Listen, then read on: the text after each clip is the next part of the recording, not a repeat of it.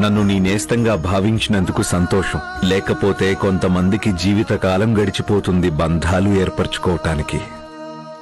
నువ్వు చాలా తొందరగా నమ్మావు నన్ను. మనస్ఫూర్తిగా చేయి.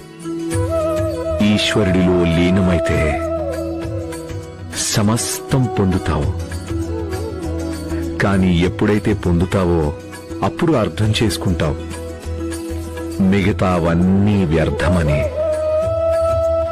ఈశ్వరుని నామానికి మించిన సుఖం ఏమీ లేదని.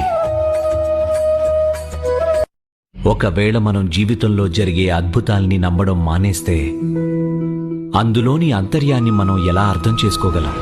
జీవితంలోకి చమత్కారాన్ని ఆహ్వానించలేకపోతే మనం బ్రతికున్నట్టు ఎలా అవుతుంది? చాలా ఉంది. నిన్ను నువ్వు మార్చుకోలేవన్నప్పుడు వేరే వాళ్ల మనసు ఎలా మారుస్తావు?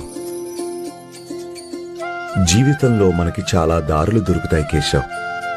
కొన్ని సులభమైనవి, కొన్ని కఠినమైనవి. కానీ దేన్నైనా దక్కించుకోవాలనుకుంటే సులువైన దారిలో వెళ్లడం సాధ్యం కాదు మనకి.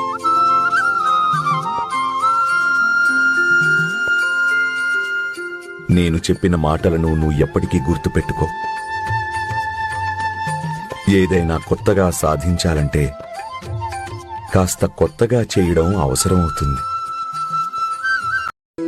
ఇతరుల బాధని, కష్టాన్ని పట్టించుకోకపోవడం, ఇతరుల్ని మనకన్నా తక్కువగా భావించడం, వారిని చులకనగా చూడ్డం మన మనుషులకి చాలా సులువు. కానీ మనం గుర్తుంచుకోవాల్సిందేంటంటే సకల జీవులు, అవి పశువులు గాని లేక పక్షులు గాని, స్త్రీలు గాని పురుషులు గాని, ధనికులు గాని పేదవారు గాని, వారు మన ధర్మం వారు అయినా లేక పరధర్మం వారైనా దైవం దృష్టిలో అందరూ ఒకటే, సమానం. మనం మన సమాజం స్త్రీలకి అవకాశం ఇవ్వం. ఇది మన సమాజం యొక్క అణిచివేత ధోరణి కాకపోతే ఇంకేంటి?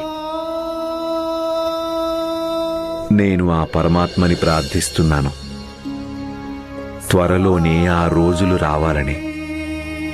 అప్పుడు ప్రపంచంలో ప్రతి ఆడపిల్లకి ఎటువంటి భేదభావాలు లేకుండా తమ జీవితాల్ని జీవించే వీలు కలగాలి.